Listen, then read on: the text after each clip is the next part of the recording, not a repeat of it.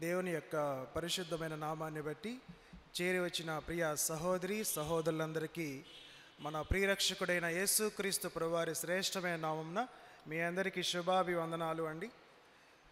ప్రార్థన చేసుకుని ఆరాధన వర్తమానం విందాం.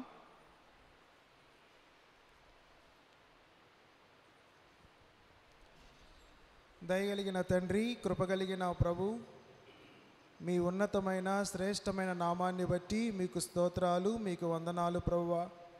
మీరు మా జీవితాల్లో ఎంతగానో ప్రేమించి మరి యొక్క పరిశుద్ధ దినంలో మేమందరం కలిసి సంఘముగా ఆరాధించినట్లు మీరు మా పట్ల చూపించిన కృపను బట్టి మీకు స్తోత్రాలు, మీకు వందనాలు దేవా. ఈ యొక్క ఉదయకాల సమయంలో పాటల ద్వారా ఇప్పటి వరకు మీ నామాన్ని స్తుతించటానికి మీరు కృప చూపించారు. అందును బట్టి ప్రత్యేకంగా మీకు వందనాలు ప్రభువా. ఈ సమయంలో వాక్యం ద్వారా మీరు మాతో మాట్లాడండి ప్రభువా. మీరు మాట్లాడే దేవుడు తండ్రి, మీరు మాట్లాడితే వినాలని మేమందరము ఎంతో ఆశతో ఇక్కడ చేరి ఉన్నాం ప్రభువా. వట్టివాడను మట్టివాడను దుమ్ము ధూళి వంటి వాడనైన నన్ను మీ శిలువ చాటున మరుగు చేసి ఆరాధించటానికి కావలసిన ఆరాధన అంశాలన్నీ వాక్యం ద్వారా మీరే మాకు బయలుపరచుమని, తద్వారా మీ నామానికి మాత్రమే మహిమ ఘనత ప్రభావములు ఆరోపించుకోమని యేసయ్య శ్రేష్టమైన నామమున ప్రార్థించి అడిగి వేడుకుంటున్నాం పరమ తండ్రి, ఆమేన్.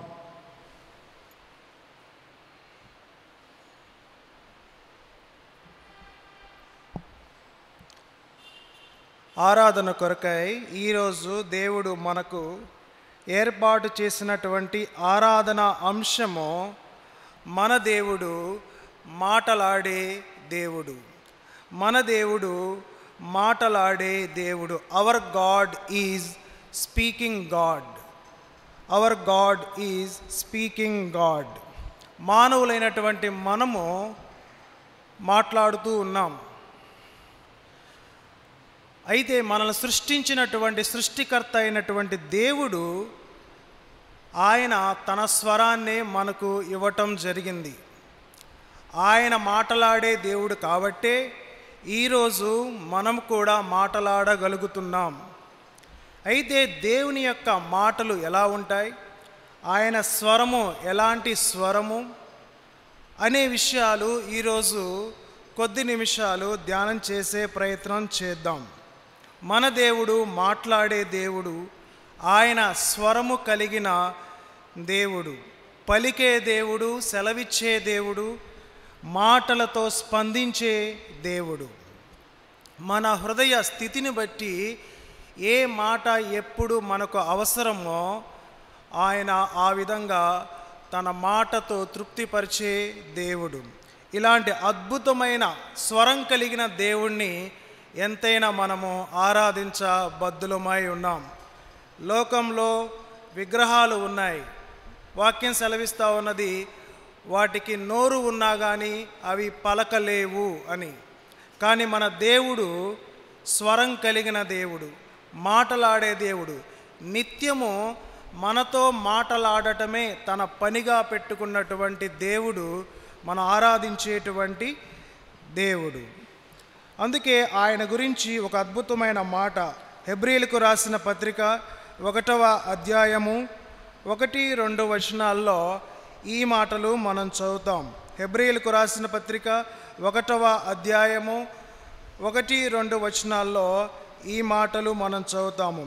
పూర్వకాలమందు నానా సమయములలోనూ నానా విధములుగాను ప్రవక్తల ద్వారా మన పితరులతో మాటలాడిన దేవుడు ఈ దినముల అంతమందు కుమారుని ద్వారా మనతో మాటలాడెను.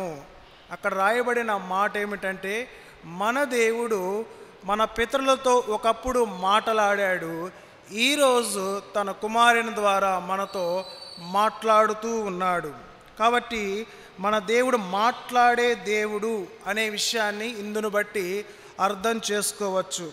ఆయన మాటలు ఎంతో నమ్మదగినవి, ఆయన మాటలు ఎంతో స్వచ్ఛమైనవి, ఆయన మాటలు గతింపు లేనివి, ఆయన మాటలు అద్భుతమైనవి, ఎంతో శక్తివంతమైనవి మరియు ఆదరించేవి. ఇలాంటి గొప్ప మాటలు కలిగిన దేవుణ్ణి, తన స్వరం చేత మనల్ని ప్రతిరోజు దర్శించే దేవుణ్ణి ఎంతైనా మనము ఆరాధించబద్ధులమై ఉన్నాం.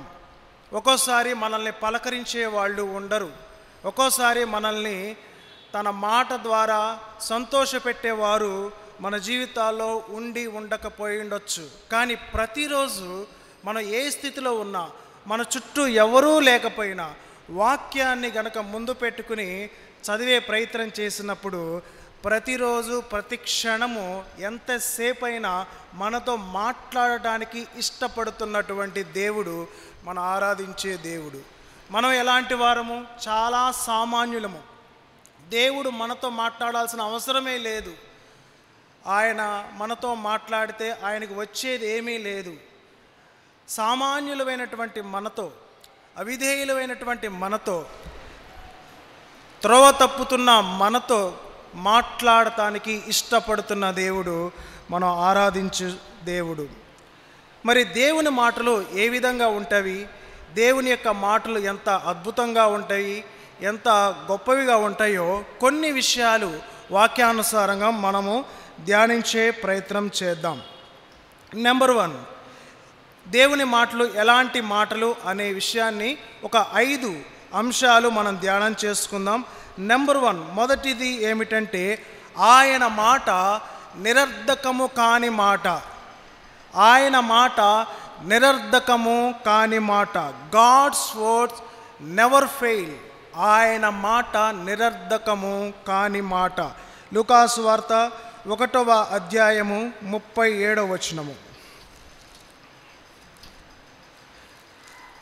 లూకాసు వార్త 1వ అధ్యాయము 37వ వచనము.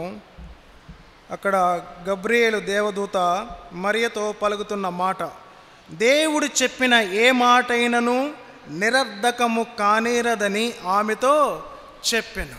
దేవుడు చెప్పిన ఏ మాటైనను అంటే ఆయన నోట నుండి వచ్చిన ప్రతి మాట నిరర్ధకము కాదు. అంటే అర్థం ఏమిటంటే ఫెయిల్ అవ్వదు. ఆయన ఒక మాట సెలవిచ్చాడంటే అది తప్పకుండా నెరవేరుతుంది. ఆయన మాట తప్పే దేవుడు కాదు. ఆయన మాటలు ఫెయిల్ అవ్వవు. పాస్వర్డ్స్ అయినా ఒక్కోసారి ఫెయిల్ అవుతాయేమో, టెక్నాలజీ అయినా ఒక్కోసారి ఫెయిల్ అవుతుందేమో, కానీ దేవుని మాటలు ఫెయిల్ కావు.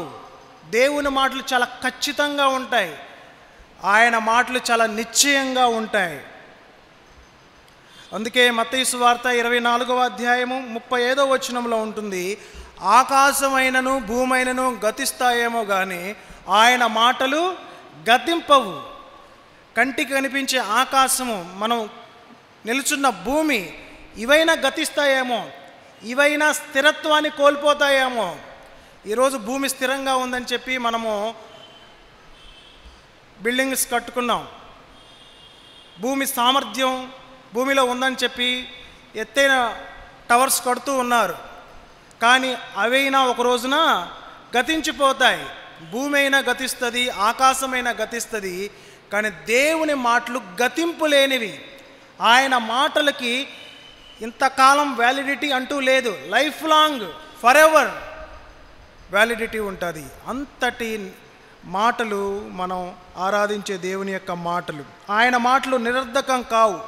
మరియతో దేవుడు చెప్పాడు గబ్రియేలు దేవదూత ద్వారా. ఏమని చెప్పాడు? నువ్వు కన్యకవి, పరిశుద్ధాత్మ వల్ల గర్భాన్ని ధరిస్తావు, తప్పకుండా నీకు కుమారుడు పుడతాడు అని చెప్పాడు.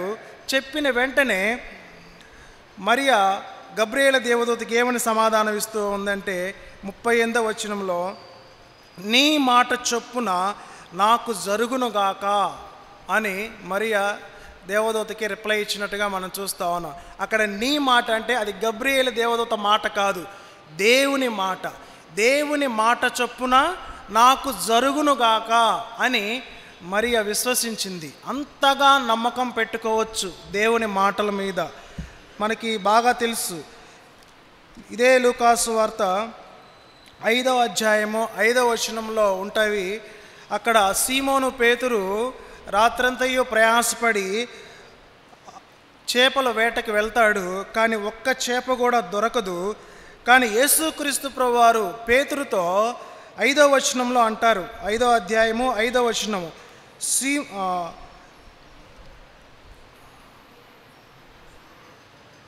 4వ వచనంలో ఆయన అంటారు, ఆయన బోధించుట చాలించిన తర్వాత నీవు దోణెను లోతునకు నడిపించి చేపలు పట్టుటకు మీ వలలు వేయడని సీమోనుతో చెప్పగా, 5వ వచనంలో, సీమోను ఏలినవాడ, రాత్రి అంతయు మేము ప్రయాసపడితిమి కానీ మాకేమీ దొరకలేదు, అయినను నీ మాట చొప్పున వలలు వేతునని ఆయనతో చెప్పాను. నీ మాట చొప్పున, నువ్వు చెప్పావు కాబట్టి ప్రభువా, నీ మాట చొప్పున నువ్వు చెప్పావంటే తప్పకుండా అద్భుతం జరుగుతుంది అని విశ్వసించి సీమోను పేతురు ఆ రోజు వల వేయటము, విస్తారమైన చేపలు పట్టటము మనం చూస్తూ ఉన్నాం.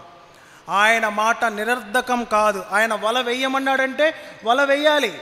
ఆయన తప్పకుండా మరియా నువ్వు గర్భం ధరించి కుమారుని కంటావు అని ఆయన సెలవిచ్చాడంటే నిజంగానే మరికి గర్భం వచ్చింది, 9 మాసాలు మోసింది, యేసుక్రీస్తు ప్రభువారికి జన్మనివ్వటం జరిగింది.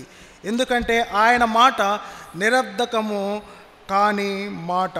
సంఖ్యాకాండము 23వ అధ్యాయము 19వ వచనంలో ఉంటుంది, దేవుడు చెప్పి చేయకుండునా అంటే ఆయన చెప్పాడంటే తప్పకుండా చేస్తాడంతే.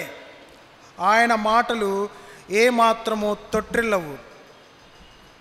ఆయన మాటలు వృద్ధురాలైనటువంటి ఎలిజబెత్ విషయంలోనూ కన్యక అయినటువంటి మరియ విషయంలోనూ ఒకే విధంగా ఉన్నాయి.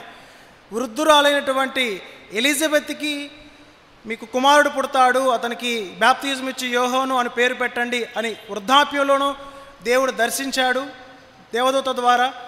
కన్యక అయినటువంటి మరియని దేవుడు దూత ద్వారా దర్శించి కుమారుని కంటావు అని సెలవు ఇవ్వటం జరిగింది. అంటే వయసుతో సంబంధం లేదు.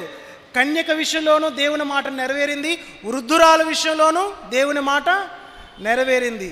నీ వయసుతో సంబంధం లేదు, నా వయసుతో సంబంధం లేదు, నీ పరిస్థితితో సంబంధం లేదు, మన యొక్క వ్యక్తిగత బలహీనతలతో సంబంధం లేదు. మనం విశ్వసించాలే కానీ ఆయన మాట నెరవేరుతుంది. ఎందుకంటే ఆయన మాటల్లో ఫెయిల్యూర్ ఉండదు, నిరర్ధకము కాని మాట. ఈవెన్ మనకి ఆయన ఇచ్చిన రక్షణ విషయంలో, వాగ్దానాల విషయంలో ఆయన మాట తప్పుడు. నిన్ను రక్షించుకున్నాను అని ఆయన సెలవిచ్చాడంటే నువ్వు రక్షించబడినట్టే. ఆయన మాట మీద అంతగా విశ్వాసం ఉంచవచ్చు. చెప్పండి, ఈరోజు మొదటి ఆరాధన అంశం ఏమిటి? ఆయన మాట నిరర్ధకము కాని మాట, అంటే ఫెయిల్ కానటువంటి మాట. అందును బట్టి మనము ఆరాధన చేద్దాం. నెంబర్ 2, దేవుని మాట మహత్తు కలిగిన మాట. ఎలాంటి మాట? మహత్తు కలిగిన మాట. చూడండి, హెబ్రీయులకు రాసిన పత్రిక 1వ అధ్యాయము 3-4 వచనాలు కలిసి ఉన్నాయి, నేను చదువుతూ ఉన్నాను. హెబ్రీయులకు రాసిన పత్రిక 1వ అధ్యాయము 3వ వచనం దగ్గర నుండి, ఆయన దేవుని మహిమ యొక్క తేజస్సును, ఆయన తత్వము యొక్క మూర్తిమంతమునై ఉండి తన మహత్తు గల మాట చేత సమస్తమును నిర్వహించుచు పాపముల విషయములో శుద్ధీకరణము తానే చేసి దేవదూతల కంటే ఎంత శ్రేష్టమైన నామము పొందెనో వారికంటే అంత శ్రేష్ఠుడై ఉన్నత లోకమందు మహామహుడగు దేవుని కుడిపార్శ్వమున కూర్చుండెను. అక్కడ రాయబడిన మాట 3వ లైన్లో ఉంటుంది, తన మహత్తు గల మాట చేత సమస్తాన్ని నిర్వహిస్తూ ఉన్నాడు. ఆయన మాట ఎలాంటి మాట? మహత్తు కలిగిన మాట, మ్యార్వలెస్ వర్డ్ అన్నమాట. అంటే చాలా పవర్ఫుల్. తెలుగులో ఈ విధంగా చెప్పుకోవచ్చు, ఆయన మాట చాలా శక్తి కలిగిన మాట. ఆయన మాటల్లోనే శక్తి ఉత్పత్తి అవుతుంది. ఆయన మాటల్లోనే శక్తి కలిగిన దేవుడు. ఆయన తన మాట శక్తి చేతే సర్వలోకాన్ని, సర్వ సృష్టిని సృష్టించినటువంటి దేవుడు. మనకి కంటికి కనిపిస్తున్నటువంటి ఆకాశాన్ని, భూమిని, సముద్రాలను, నదులను, కొండలను, పర్వతాలను, ఈవెన్ కంటికి కనిపించినటువంటి వాయువులను కూడా భూమి కింద ఉన్నటువంటి ఖనిజాలను కూడా తన మహత్తు కలిగిన మాట చేత దేవుడు సృష్టించాడు. ఆయన మాట నుండి శక్తి ఉత్పత్తి అయింది. సైన్స్లో ఒక ప్రిన్సిపల్ చెబుతారు, శక్తిని పుట్టించలేము, శక్తిని నాశనము చేయలేము. ఆ మాట కంప్లీట్గా చెప్పాలంటే మానవుడు శక్తిని పుట్టించలేడు, శక్తిని నాశనం చేయలేడు. ఇది కంప్లీట్. కానీ దేవునికి శక్తిని పుట్టించగలడు. దేవుడు శక్తిని పుట్టించగలడు, శక్తిని నాశనం చేయగలడు. ఆ శక్తి ఆయన మాటల్లోనే ఉన్నది.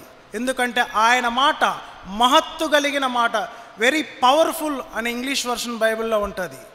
శక్తివంతమైన మాట. కీర్తనలు 29:4 ఉంటుంది, యెహోవా స్వరము బలమైనది, యెహోవా స్వరము ప్రభావం కలిగినది, his word is full of majesty అని ఉంటుంది. ఆయన వాక్యము చాలా బలమైనది. ఎంత బలమైనదంటే మన హృదయాంతరంగాల్లోనికి చొచ్చి మన హృదయంలో మారు మనసు కలుగ చేసింది. మన హృదయంతో మన ఆత్మతో మాట్లాడే స్వరము దేవుని యొక్క స్వరము. ఆయన తన శక్తిని, తన మాట శక్తిని మన హృదయంలోనికి పంపించడాన్ని బట్టి ఈరోజు మనం మారు మనసు పొందాం, రక్షించబడ్డాం. మనంతట మనము మారు మనసు పొందలేదు. వాక్యము హృదయములో శక్తివంతంగా పనిచేసింది. ఆ పనిచేసిన ఫలితమే మన మారు మనస్సు. మహత్తు కలిగిన మాట, అందును బట్టి ఆరాధన చేద్దాం. ఆదికాండం 1వ అధ్యాయంలో దేవుడు తన మాట శక్తి చేతే సర్వాన్ని సృష్టించినట్లుగా దాదాపు 9 నుండి 10 సార్లు పలికెను పలికెను పలికెను అలాగు ఆయను అని ఉంటుంది 1వ అధ్యాయం అంతా. దేవుడు అలాగు పలికెను అనే మాట 9 నుండి 10 సార్లు అధ్యాయం అంతటిలో ఉంటుంది. ఆయన పలుకులలోనే శక్తి ఉన్నది, ఆయన స్వరములోనే ప్రభావము ఉన్నది. ఈరోజు మనం ఆరాధించవలసిన 2వ అంశం ఏమిటంటే, దేవా నీ మాట మహత్తు కలిగిన మాట. మహత్తు కలిగిన మాటను ఉపయోగించే సర్వాన్ని సృష్టించావు. నీ మహత్తు కలిగిన మాటతోనే నాకు మారు మనస్సు, నా హృదయాన్ని కదిలించి నాకు మారు మనసు కలుగజేశావు. అందును బట్టి నీకు వందనాలు అని ఆరాధన చేద్దాం. నెంబర్ 2 అది. నెంబర్ 3, దేవుని మాట శుభప్రదమైన మాట. దేవుని మాట శుభప్రదమైన మాట. ఆయన శుభవచనాలు పలికేవాడే కానీ అశుభం పలికే దేవుడు కాదు. దేవుడు మనం త్రోవ తప్పినప్పుడు గద్దించినంత మాత్రాన అది అశుభం కాదు. నెగిటివ్గా ఆలోచిస్తూ ఉంటారు దేవుణ్ణి గురించి. దేవుడు పద్దాక గద్దిస్తున్నాడు ఏంటి అని. మనల్ని సరిచేయు నిమిత్తము, ట్రాక్ తప్పిన మనల్ని ట్రాక్లో పెట్టు నిమిత్తము ఆయన గద్దించే ప్రయత్నం చేస్తాడు. ఒకవేళ మనం అసలు తప్పిపోవటం లేదనుకోండి, ప్రతిరోజు ఆశీర్వాదకరమైన మాటలే, శుభవచనములే ఆయన మనతో పలికే ప్రయత్నం చేస్తూ ఉంటాడు. లూకాసు వార్త 1వ అధ్యాయము 29వ వచనంలో ఉంటుంది. 28 నుండి చదువుదాం. లూకాసు వార్త 28 నుండి మనం చదువుదాం. ఆ దూత లోపలికి వచ్చి ఆమెను చూచి, దయాప్రాప్తురాలా, నీకు శుభము, ప్రభువు నీకు తోడై ఉన్నాడని చెప్పెను. ఆమె ఆ మాటకు బహుగా తొందరపడి ఈ శుభవచనం ఏమిటో అని ఆలోచించుకొనుచుండగా, మరియ చెవిన పడిన మాట ఎలాంటి మాట? శుభవచనము. దేవదూత ద్వారా దేవుడు మరియతో ఎలా మాట్లాడుతున్నాడంటే, నువ్వు దయాప్రాప్తురాలవి, దేవుని యొక్క దయ పొందుకున్నావు. ఈ మాట ఒక కన్యక, ఒక యవనస్తురాలు వింటున్నప్పుడు తనకేమనిపించిందంటే, ఇంతటి శుభప్రదమైన మాట, ఇంతటి సంతోషపెట్టే మాట, ఇంతగా ఆనందింపజేసే మాట నా జీవితంలో ఎవరు నాకు చెప్పలేదు. కానీ దేవుడు నువ్వు దయాప్రాప్తురాలవి అని శుభప్రదమైన, శుభంతో కూడిన మాటలు, శుభవచనాలు ఆయన పలకటాన్ని మరియా తన జీవితంలో అనుభవించింది. ఈవెన్ రక్తస్రావం కలిగిన స్త్రీ ఆయన వస్త్రపు చెంగును ముట్టుకున్న వెంటనే స్వస్థత చేకూరుతుంది. చేకూరిన వెంటనే ఆ స్త్రీ చాలా భయపడుతుంది. ఆయన ఏమైనా అనుకుంటాడేమో అని చెప్పి చాలా భయపడుతూ ఉన్నప్పుడు ఆయన దగ్గరికి వణుకుతూ వస్తుంది. వణుకుతూ వచ్చినప్పుడు యేసయ్య ఆ రక్తస్రావం కలిగిన స్త్రీని ఏమని సంబోధించాడు చూడండి.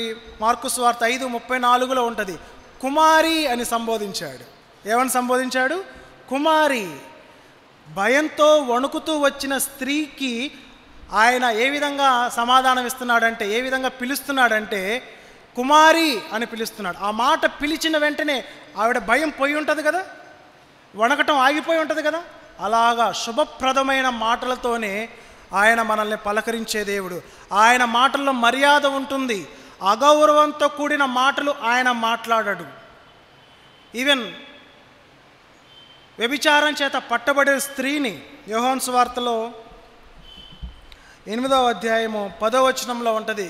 వ్యభిచారం చేత పట్టబడిన స్త్రీని అందరూ నానా విధాలుగా పిలుస్తూ ఉంటే ఆయన ఏమని పిలిచాడంటే అమ్మా అని పిలిచాడు. ఏమని సంబోధించాడు?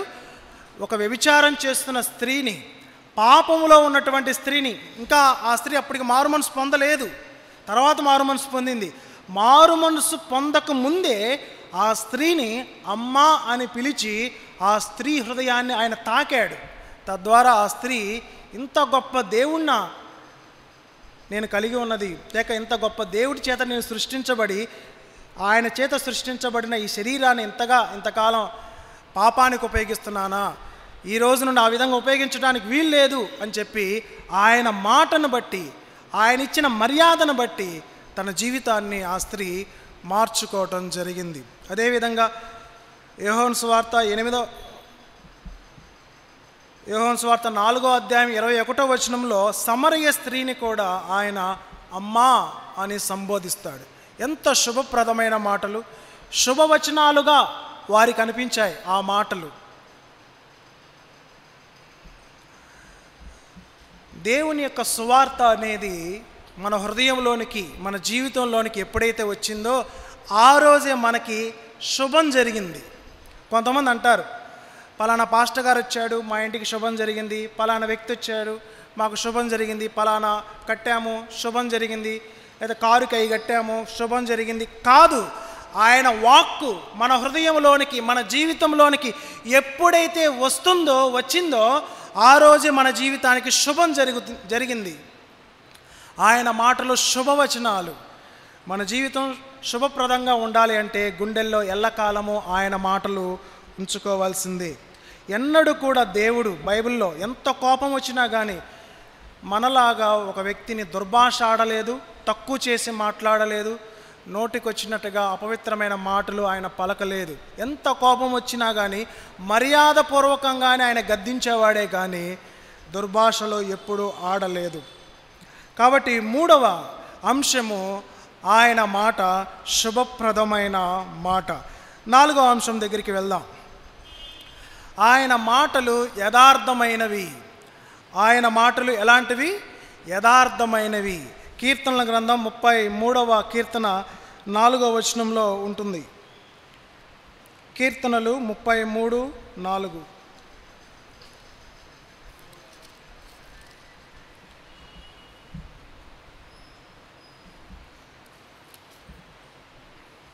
యెహోవా వాక్యము యథార్థమైనది, ఆయన చేయునదంతయు నమ్మకమైనది. ఆయన వాక్యము అనగా ఆయన మాటలు యథార్థమైనవి. అందులో సత్యమే ఉంటుంది, అసత్యాలు ఉండవు. లోకం అంటుంది, ఏమంటుందంటే వీళ్ళు అసత్యాలు, లేకపోతే వేరే దేవుని గురించి ఇక్కడ ప్రచారం చేస్తున్నారు, అసత్యం అసత్యం అని 100 కోట్ల మందికి పైగా దేవుని వ్యతిరేకిస్తూ ఉన్నారు. కానీ ఆయన వాక్యము కానీ ఆయన సువార్త కానీ ఏమాత్రము అసత్యం కాదు.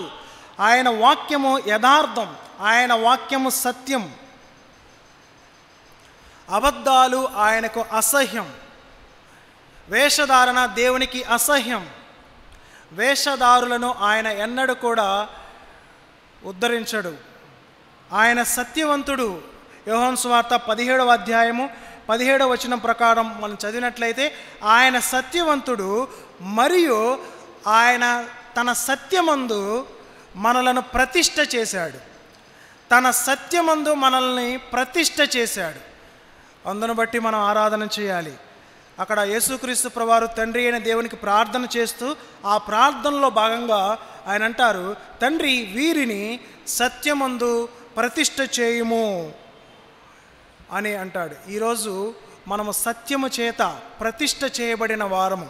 మారు మనసు పొందకముందు, దేవునిలోనికి రాకముందు మనం సత్యము చేత పట్టబడలేదు, సత్యము చేత ప్రతిష్ఠించబడలేదు. కానీ ఈరోజు మారు మనసు రక్షణ అనుభవిస్తున్న మనము సత్యము చేత పట్టబడి సత్యమందు ప్రతిష్ఠ చేయబడ్డాము. అందును బట్టి మనము ఆరాధన చేయాలి. చివరిగా 5వ అంశము, ఆయన మాటలు పవిత్రమైనవి. ఆయన మాటలు పవిత్రమైనవి. కీర్తనల గ్రంథం 12వ కీర్తన 6వ వచనం, ఆయన మాటలు పవిత్రమైనవి. యెహోవా మాటలు పవిత్రమైనవి, అవి మట్టి మూసలో 7 మారులు కరిగి ఊదిన వెండి అంత పవిత్రములు. దేవుని మాటలు చాలా ప్యూర్, చాలా పవిత్రములు, చాలా పరిశుద్ధమైనవి. అవి పుటము వేయబడినవి, అంటే పరీక్షలను ఎదుర్కొన్న మాటలు. దేవుని యొక్క వాక్యాన్ని హృదయంలో పెట్టుకుని ఏదైనా ఒక పరీక్ష గుండా మనం వెళ్ళినప్పుడు మనం నిలబడతాం. ఆయన మాటలు అంత స్వచ్ఛమైనవి. స్వచ్ఛమైన వాక్యాన్ని గుండెల్లో పెట్టుకున్న ప్రతి వ్యక్తి పరీక్షల్లో నిలబడతాడు. వెండిని శుద్ధి చేయటానికి, బంగారాన్ని శుద్ధి చేయటానికి 7 మార్లు వెండిని కాలుస్తారు, మరింత శుద్ధి అవుతుందన్న ఉద్దేశంతో.